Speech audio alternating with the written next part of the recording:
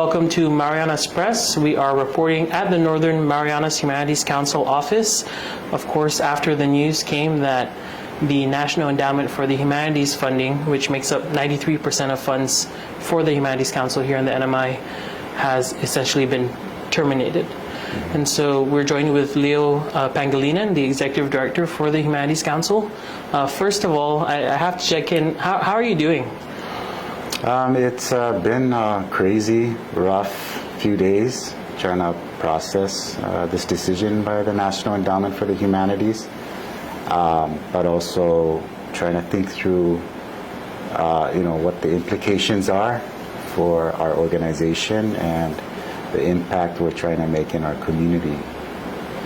And for those who might be hearing about this for the first time, can you just summarize what has happened? I understand it hasn't even been a week yet. You heard about this on Thursday, even though there was some rumbling in the national media about this coming down the pipeline, right? Yeah. So last week, Thursday, in the afternoon, I received a series of emails, 3 emails, one for each of the grants we have open and active with the National Endowment for the Humanities, notifying us. The emails came from Acting Chair Michael McDonald. So the leader, or the head of the National Endowment for the Humanities, is a chairperson.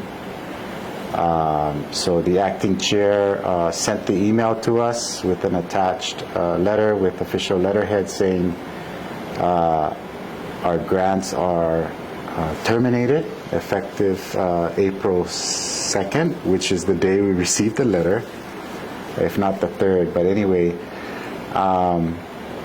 he did give reasons, and the biggest reasons I took away were it's not aligned with the Trump administration's funding priorities and agenda. And that's the reason we got for having all of our grants terminated, pretty much effective immediately. And so does that mean even active grants right now, projects that were funded and are in the process of being conducted, are those essentially paused in the CNMI? Essentially what it means is because we're an independent nonprofit organization, we're not an arm or an agency of any government entity. We have to decide how to move forward. What this means for us is we can no longer rely on federal funds. We work on a reimbursement basis. So we spend money up front and we go to the National Endowment for the Humanities and we draw down grant funds that are awarded to us in advance. That's no longer available. So from beginning Monday, today, here on out, we have to rely on our own cash reserves, whatever we have in our bank accounts, to continue to operate. So yeah, there's definitely implications. We are a grant-making institution. We are a pass-through entity, so a portion of the grants we receive from the National Endowment for the Humanities, we re-grant out to our community through our community grant program. And we have 2 cycles every year where we review applications from our community. We just closed our first cycle this year with 12 applications. And unfortunately, we're not going to be able to move those applications into our review process for any kind of funding in the foreseeable future. I know the statistic that came out was 93% of your funding comes from NEH. Yes. How much are we talking about? We have a large general operating support grant. The amount in FY24 and FY25 for each of those years was $520,000 out of that main grant. And all state humanities councils have a general operating support grant. There's a minimum amount appropriated by Congress. It's a formula-driven grant by statute. Every council gets $200,000. And then beyond that, it's formula driven, so it depends on the population of your jurisdiction. That determines the amount of funding above $200,000. Over the years, based on our population, and then another component of the formula allows the chairperson of NEH, at their discretion, to give councils additional funding above the statutory formula.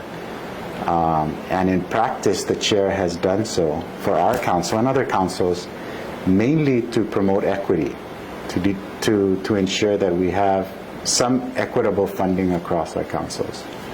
That has enabled us, those three different levers, the $200,000 minimum, funding based on our population, and then funding from the chair's discretionary authority, to be able to have over the past 2 years about $520,000 from that funding source. Now, what's also available to state and territorial humanities councils are what they call chair initiative grants. So over the past 3-4 years, or I say 3 years, under the leadership of Chairperson Shelley Lowe, she created a few initiatives specifically for humanities councils that she funded. One was the Pacific Island Cultural Initiative, which was specifically for the 4 councils in the Pacific region, as well as a United We Stand Connecting Through Culture grant initiative, which was open to all state humanities councils. So we did apply for both of those funding streams, and we did receive an award under both of those grant programs. So all in all, out of the 3 grant programs that we were relying on from NEH, we were expecting to operate with a budget of about $620,000 this year. And then I understand about 5% of your overall budget comes from donations. From our local community, yeah, right. Mainly our local businesses. And you haven't gotten government funding in the last 3 years, I believe? The last time, I think we received a $50,000 appropriation, which I think was made possible when our government had ARPA funds. I think it came out of that. So roughly around 3 years ago. Yeah. All right. And so I'm sure naturally everyone in the community is wondering, is the Northern Marianas Humanities Council shutting down? Not if we can help it. We do have to cut our costs dramatically. As you mentioned, 93% of our expenses rely on funding from the National Endowment for the Humanities. And we've relied on that for 33 years now. So we had no real incentive to aggressively seek diverse alternative fundings over the years. It's like going to someone and saying, we need money, but they look at you, they would look at us and say, well, you have this reliable funding from the federal government, why ask us for money? So we have to think about our approach to our community and other potential funders. Now there's a compelling reason, to ask for robust funding from alternative sources, and we will do that. But the reality of it is, across the board in our CNMI community, businesses, our government, we're all hard-pressed to eke out additional funding for our charitable, nonprofit, NGO organizations. And we're very cognizant of that. So we want to be sensitive to the way we approach our community. Of course, we're conscious about everyone struggling. Over the past 2 to 3 years, I would say, we've been creating and nurturing regional partnerships and national partnerships. So we're going to try to lean on those partnerships and avenues for potential funding support. To get us going, not just to help us survive, but to help us continue to offer, high quality humanities related programming in our community. I want to ask you about the importance of humanities, but first I want to just follow up. We've seen a number of efforts from the Trump administration through the Department of Government Efficiency, or whatever it might be, to cut funds, right? That's the philosophy, right? To slim down government. But we've also seen a number of efforts in court restore some of those funds. Yeah. I don't want to create any false hope here, but are you hearing anything about potential legal challenges with the defunding of the NEH, the funding source that humanities gets? Yes, I know that through our Federation of State Humanities Councils, this is a national nonprofit that advocates on behalf of state and territory councils in U.S. Congress mainly. So that group and some other group, there's quite a few Friends of the Arts and Humanities type organizations nationally. I know that they've been thinking about a legal strategy. There are state attorney generals that are looking at actions that are harmful, that have harmed the states in their rights to whatever statute in the U.S. Congress guarantees, I don't know if I could say that, guarantees funding to states. Mm-hmm. So there's a component of that where I feel confident that we would have some legal standing. Who would take up that fight and how we would be covered is kind of uncertain at this point for me. And I feel it's a little bit, it's really realistic for us as an organization to hire an attorney to take on this challenge against the U.S. government. We simply don't have the resources for that. At the same time, I will be exploring opportunities through our own Attorney General to hopefully find some kind of avenue for our State Attorney General, our CNMI Attorney General, to be involved with a multi-state effort that would help protect the funding streams for humanities councils. All right. Yeah, there's a process, right? So I'm sure we'll be following up with you on that. But on that note, the humanities, the council in particular, is known for all the vast projects it does, right? Just also maybe on a personal level, why are humanities important? Oh, that's a loaded question. I can go off in very many directions, but I think I'll start with it's important for local communities because it's a way that it speaks to how we interact with each other, how we share knowledge and wisdom as people. It's about sharing our history, our stories that reflect our identity and who we are, and it gives us a greater understanding of the people we live with and where we come from and where we live, the environment, the history of a place. The humanities is what helps give us knowledge about the history of World War II.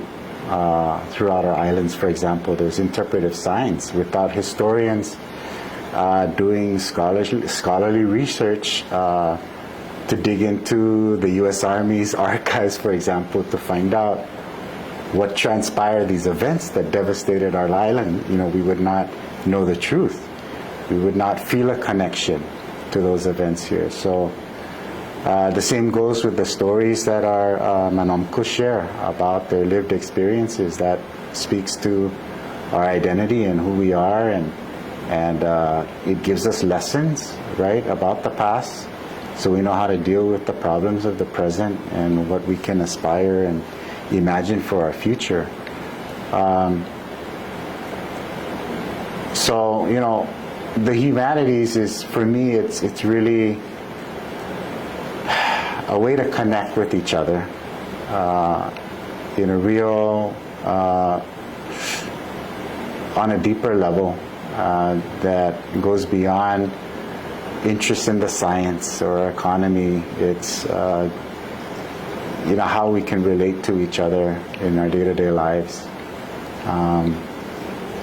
And then there's the methods of the humanities that help us grow and build wisdom within communities and within ourselves, like teaching. Teaching is a humanities method.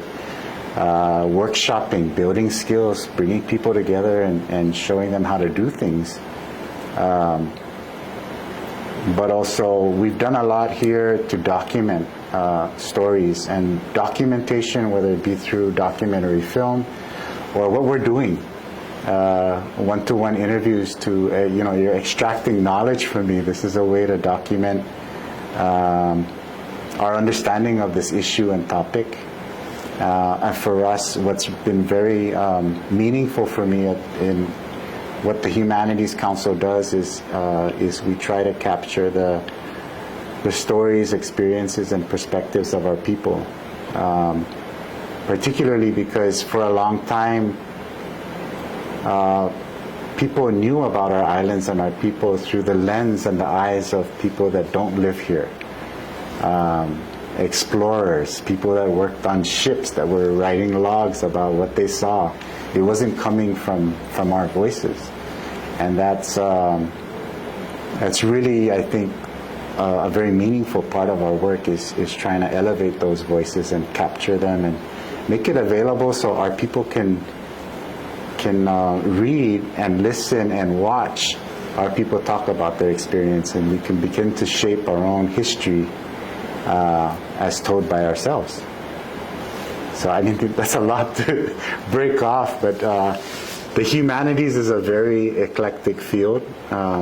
What we focus on here is history, culture, language, to some extent jurisprudence, the study of law. We've supported our judicial system in many ways in the past through grants and also partnerships. We recognize people who champion the humanities in specific fields like preserving our CNMI history every year in partnership with the governor, so people know how important their work is and what it does for our community. I know that your camera can't see this, but we have a shelf here with woven fabric together that forms an art piece, and it's just another way to integrate art that brings people together to share their stories about what it means to be an American, what it means to belong here in our community, sharing that with each other, but in the process doing something as they're sharing stories that produces an art piece and reminds us and marks the moment in which a group of people came together to share their perspectives. So yeah, there's just a lot of dimensions to the humanities that really strike a chord for me. Mm-hmm. So I feel at a loss, to tell you the truth, Tomas, about what we're having to do to find a way to move forward and begin to again think of ways to catalyze our community's interest in the humanities and help the humanities work for them in their everyday lives. As I'm listening to you describe it all, we're on the eve of our 50th anniversary of our covenant with the United States, and the humanities helps us understand that, just like you said, right? What that means. But this really is, fresh news that we're hearing, and as we've discussed, there's a lot of developments that could change the course of what has happened. But that's all the questions I had. I just wanted to open it up. Any last message to the community as we navigate this experience? Yeah, thank you for that, Tomas. So there's a few things that I'd like to take this opportunity to ask the community to do to help us. One is advocating for continued funding, federal funding, investments in the humanities and the arts. And one of the best ways we think you can do that is to contact our U.S. delegate to Congress, Representative Kimberlyn King-Hines. She has a website online. It's easily searchable. She also has an email account tied to her office. And just reach out to her, and if you are a participant of our programs over the years, or you've maybe had a child who participated in one of our youth programs and you've seen the impact, the positive impact that's done in their lives, please let her know. Let her know what our humanities councils mean to our community, the humanities in general, what that does for active civic engagement and other benefits to our community. I'm not advocating for you to write to her to complain, because it isn't her fault. It's no one's fault in our local community, in our local government. It's just a change. It's really a big shift at the national level in terms of priorities, and we're sort of caught in the middle of that. But there are some things that I know our congressional delegate can do to put pressure on Congress maybe even the administration, and certainly the National Endowment for the Humanities, to ask those critical questions about what does this do for the national agenda? What does this do for our relationship with the United States? The other thing you can do is just share what this means to you, your concern on social media, on your own social media channels. If you see messaging from our social media channels, we ask that you share that with your network so more people are aware of the loss in funding to the Humanities Council and what this means to our community. And if you can, I know we're all struggling financially, we do ask that you find a way to make a donation. We do have on our website a donate page. You can go there, you can use a credit card or PayPal. You can come into our office, our friendly staff, as long as they're here, we'll be happy to take cash or a check. And if you're a business that routinely pays business gross revenue taxes, we are a educational tax credit institution, so you can make a donation to us up to $5,000 in any given year and offset your credits that you would owe the CNMI government with that donation. So it's a dollar for dollar credit, mutually beneficial for our businesses. But I know that that definitely competes with giving to schools, the museum, the library, all of whom, of course, need additional funding as well. But any support you can give, those are just three ideas that we have. And finally, come visit us, especially if you're one of our participants and you're hoping to participate in one of our programs, or we invited you to participate and you haven't heard from us yet, just go ahead and reach out to us. There's a lot happening at the moment, but we are thinking about our audiences, our participants, and finding ways to get the communication out to them right away. All right. Thank you so much, Leo. Appreciate your time. Thank you, too.